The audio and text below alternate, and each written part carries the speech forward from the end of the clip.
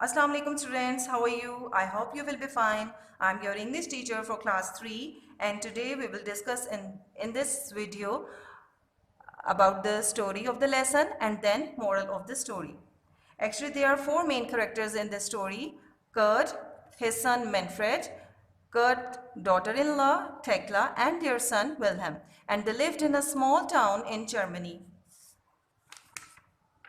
So let's begin the reading. Once upon a time, in a small town in Germany, there lived a man called Kurt. एक दफ़ा का जिक्र है कि Germany के एक छोटे से कस्बे में एक आदमी रहता था जिसका नाम कर्ट था. He lived with his son Manfred and his daughter-in-law Tekla. वो अपने बेटे मैनफ्रेड और अपनी बहू टेक्ला के साथ रहता था. They all shared a little old house at the end of a quiet street in the middle of the town.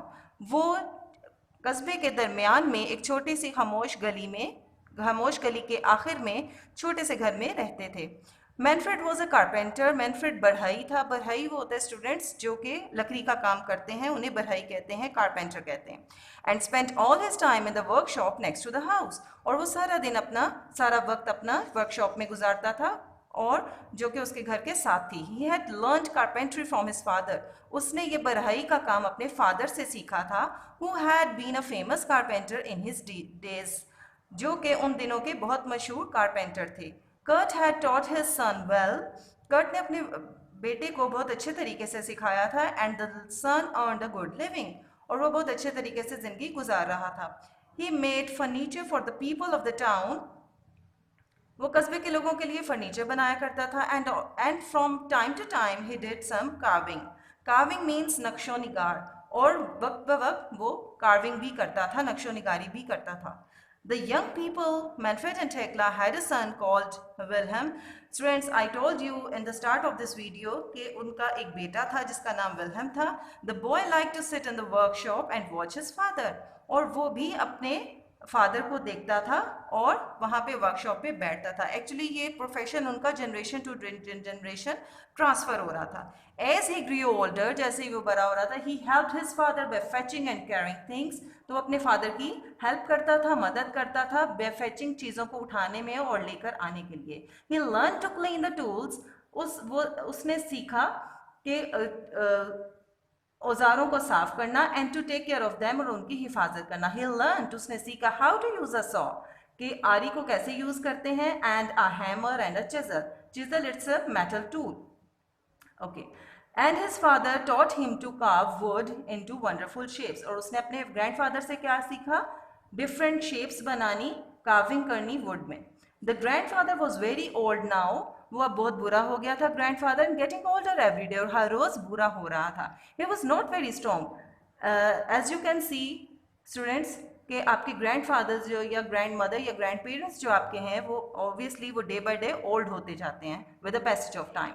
His eyes were dim. उनकी आंखें जो थी चुंधिया गई थी. And he couldn't see well, और बहुत सही तरीके से नहीं देख सकते थे. Sometime his hands shook. Shook means कांपना.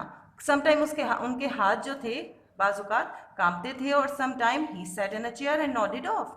और समटाइम वो एक कुर्सी पे बैठ जाते और वो उनको ऊँग आ जाती, वो अपना सर हिलाते. In the evenings when they all sat down to the dinner at the table.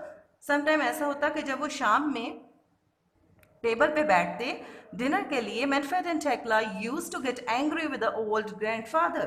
तो टेक्ला और मैनफ्रेड जो उनका यंग कपल था, उनका सन था और उनकी डॉटर इन लॉ, वो उससे एंग्री, ग्रैंडफादर से एंग्री हो जाते थे, नाराज हो जाते थे. He was slow and clumsy because of his old age. Friends, क्योंकि वो ओल्ड एज थी उनकी, इस वजह से वो स्लो भी थे, आहिस्ता थे, और क्लमजी थे, थोड़े से ऑकवर्ड से थे. Sometimes he broke a glass, sometimes he brought a spoon, and sometimes he spills soup on his cloth. Spilled means गिर जाना, कि समटाइम उनका ग्लास टूट जाता था, समटाइम उनका स्पून गिर जाता था, और समटाइम बाजुकात ऐसे होता था कि वो सूप अपने कपड़ों पे गिरा लेते थे. He was an old man after all. After all वो एक बूढ़े आदमी थे. One day during the evening meal the old man dropped his plate on the floor. एक दफ़ा खाने के दौरान क्या हुआ? ड्यूरिंग मीन्स दौरान, इवनिंग मील खाने के दौरान, शाम के खाने के दौरान. द ओल्ड मैन ड्रॉप्ड, उसने अपनी प्लेट गिरा दी ज़मीन पर. Crash, it smashed into 100 tiny pieces. और वो बहुत छोटे टुकड़ों में बिखर गई, टूट गई. स्मैश मीन ब्रेक हो जाना, टूट जाना, बिखर जाना. And the food fail over the place, और जो खाना था वो सारा जमीन पे गिर गया. Tekla and Manfred began to clean up the floor, but how angry they were.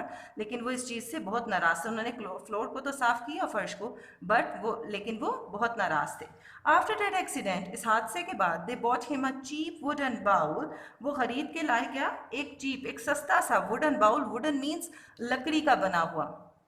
Students, कोई भी चीज़ जो लकड़ी की बनी हुई, तो you can say wooden, like wooden spoon, wooden table. तो उन्होंने क्या खरीदा, एक चीप वुडन बाउल खरीदा फ्रॉम द मार्केट, बाजार से, and gave him his dinner in that, और वो उसमें खाना उसको देते थे. They made the old man sit by himself in the corner of the room to eat his food. और वो अपना खाना कहाँ पे बैठ के खाता था, रूम के बिल्कुल कॉर्नर में. The old man, next page, was very sad. वो बहुत उदास था. He kept quiet. वो खामोश रहा and didn't complain. और कोई शिकायत नहीं की. One evening, not long afterwards, ज़्यादा अरसा नहीं गुजरा था, Tekla and Manfred had finished work for the day. उन्होंने अपने दिन का काम खत्म किया and were preparing the evening meal. और फिर वो खाना तैयार करने लगे. When the meal was ready, जब खाना तैयार हो गया, they called for Wilhelm. उन्होंने विल्हम को आवाज़ दी या बुलाया. They looked in his room, but he was not there. उन्होंने उसको देखा रूम में, लेकिन वो वहाँ पे मौजूद नहीं था.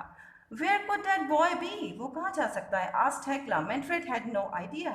Manfred को कोई भी आइडिया, उसका ख्याल नहीं था कि वो कहाँ जा सकता है. He asked the old man. उन्होंने ओल्ड मैन से पूछा, उसके विल्हम के ग्रैंडफादर से पूछा. If he had seen Wilhelm, but the old man shook his head. लेकिन ओल्ड मैन को कुछ नहीं पता था और उसने अपने सर को हिला दिया. Next paragraph. Tekla and Manfred became a little worried. वो दोनों थोड़ा सा परेशान हो गए. They looked out on the street. उन्होंने बाहर गली की तरफ देखा, but Wilhelm was not there. लेकिन विल्हम वहाँ पे मौजूद नहीं था. Then they saw a light on in the workshop. फिर उन्होंने वर्कशॉप में एक लाइट जलती हुई देखी. लाइट ऑन थी उसकी. They went to look. वहाँ पे देखने के लिए गए. They stepped into the workshop. वो उसमें वर्कशॉप में दाखिल हुए and found their son sitting on the floor. और उन्होंने अपने बेटे को देखा जो कि फ्लोर पे बैठा हुआ था, फर्श पे बैठा हुआ था. he was cutting a small block of wood. वो एक लकड़ी का छोटा सा टुकड़ा काट रहा था. and working as hard as he could. और इतनी मेहनत कर रहा था जितनी वो कर सकता था. there you are, said Tekla. Tekla ने कहा, ओ यहाँ हो तुम. what are you making, son? आप क्या बना रहे हैं बेटे? Asked Manfred. मैनफ्रेड ने पूछा. Wilhelm put down the block of wood. उसने जो लकड़ी का टुकड़ा था वो रखा, नीचे रखा. And the chisel, और chisel भी, chisel means a metal tool, I have told you. He looked up at his parents. उसने अपने पेरेंट्स की तरफ देखा. I am making a wooden bowl for you. मैं आपके लिए एक वुडन बाउल बना रहा हूँ, लकड़ी का बाउल बना रहा हूँ, टू ईट, आपके खाने के लिए, from when you are old, जब आप ओल्ड हो जाएंगे, जब आप बूढ़े हो जाएंगे, तो मैं आपके लिए एक उसके लिए वुडन बाउल बना रहा है, जैसा उन्होंने विल्हम के ग्रैंडफादर को दिया in the old age. The parents looked at each other and they were very surprised. Friends, जो पेरेंट्स थे उन्होंने एक दूसरे की तरफ देखा. Their eyes filled with tears, और उनकी आंखें आंसुओं से भर गईं. Come, dinner is ready, said Tekla softly.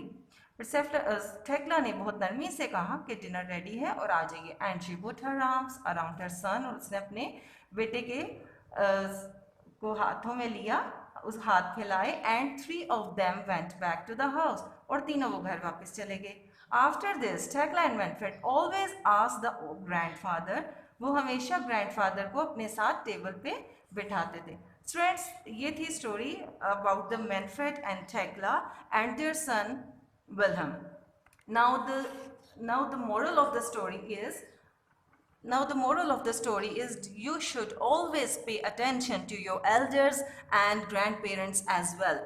And one more thing, don't forget it, that you should always treat equally to others or your elders. Thank you.